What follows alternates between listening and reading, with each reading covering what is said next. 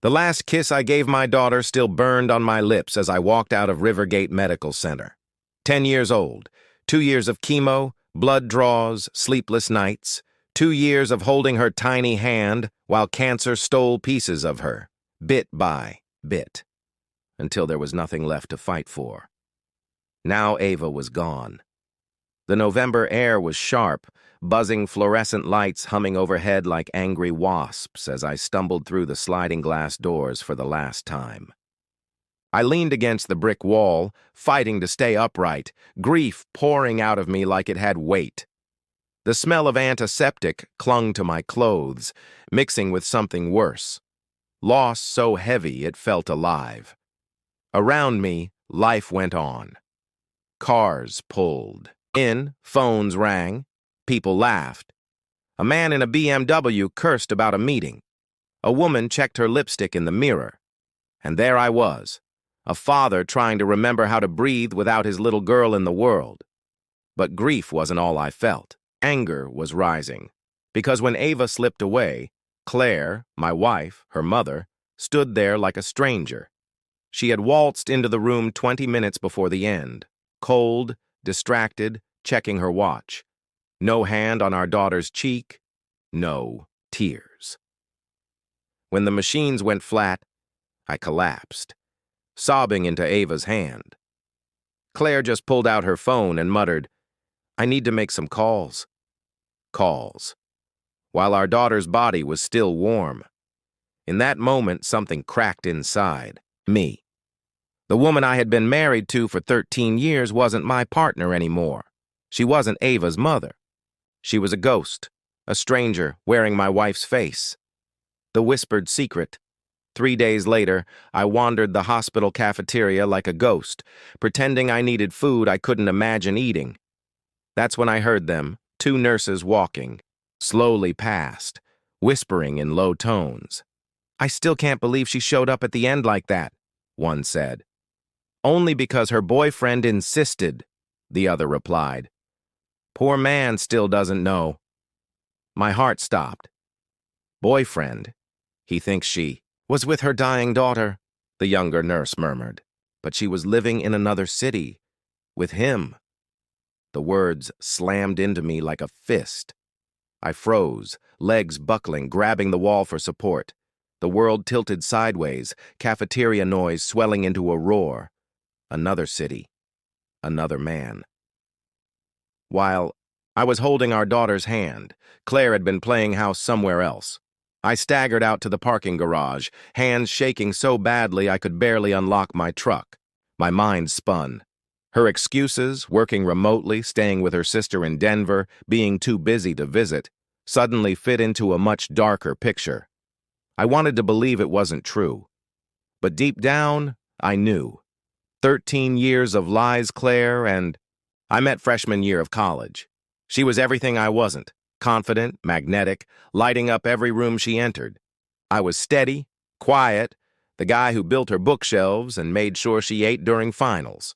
We fit together, or so I thought. We married young, bought the little house on Maple Avenue, filled it with laughter and dreams.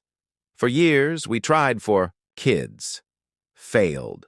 Fought. Then, against all odds, we had Ava. From the moment she was born, Ava was my girl. She calmed in my arms, giggled at my songs, snuggled into my chest like she belonged there. Claire used to joke that I had stolen our daughter's heart before she ever got the chance.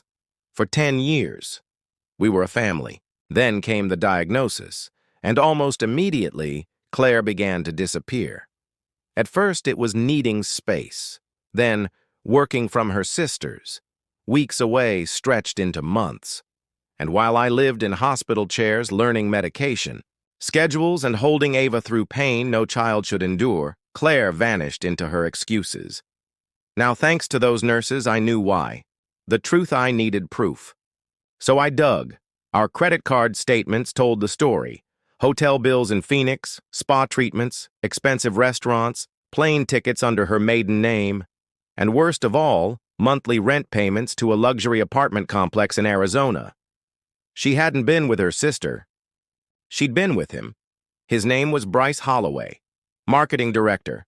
Perfect hair, expensive suits. His social media showed champagne, vacations, new beginnings. In the photos, I spotted the edges of Claire's life. Her hand, her wine, glass, her clothes. While I was spoon-feeding our daughter through chemo, Claire was celebrating new beginnings. I hired a private investigator to confirm what I already knew. Within a week, he handed me photographs. Claire and Bryce hand in hand. Claire and Bryce at dinner. Claire and Bryce kissing outside their apartment. The last photo was taken the day Ava died. My wife smiling with another man while I kissed our daughter goodbye. The reckoning. When Claire finally came home, I spread the photos across the kitchen table.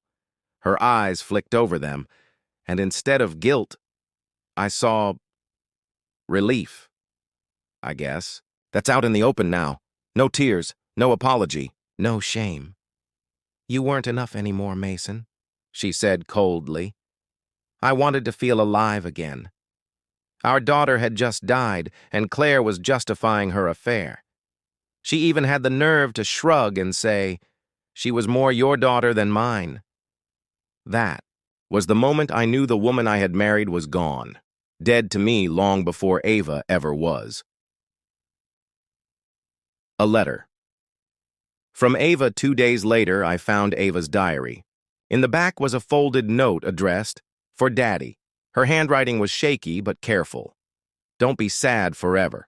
Remember pancakes. Remember to laugh. Don't let Mommy make you feel bad. I think she loves someone else. But that's not your fault. You're still the best daddy in the whole world. You're my best friend and always will be. I love you more than all the stars in the sky. Forever and always, Ava. I broke down on her bed, clutching the stuffed giraffe she'd carried everywhere. Even in her last months, Ava had seen the truth and tried to protect me from it. Moving forward at her memorial, Claire sat alone in the back, unacknowledged, invisible, just as she had been during Ava's fight. I spoke not of betrayal, but of Ava, of her light, her laughter, her courage. Afterward, I filed for divorce, quietly, finally. Then I used every cent of life insurance to start the Ava Patterson Foundation, supporting single parents fighting alongside children with cancer, so no one would have to endure what I did alone. 6 months later, I stood behind a podium at Rivergate Medical Center. Ava's hospital turned her legacy. I told her story, read her letter, and promised that her light would keep shining. When a little girl with a shaved head tugged at my jacket and whispered, "Your daughter sounds like a superhero," I smiled for the first time in months. She was, I told her. She absolutely was. Epilogue, I never saw Claire again. Last I heard, she ran to California with Bryce, but I no longer cared, because Ava's love, her courage, her laughter, her words, lives on. In every family we help. In every parent who doesn't face the fight alone. In every memory where she's still sneaking into my bed whispering, "Daddy, let's make pancakes." And that's enough.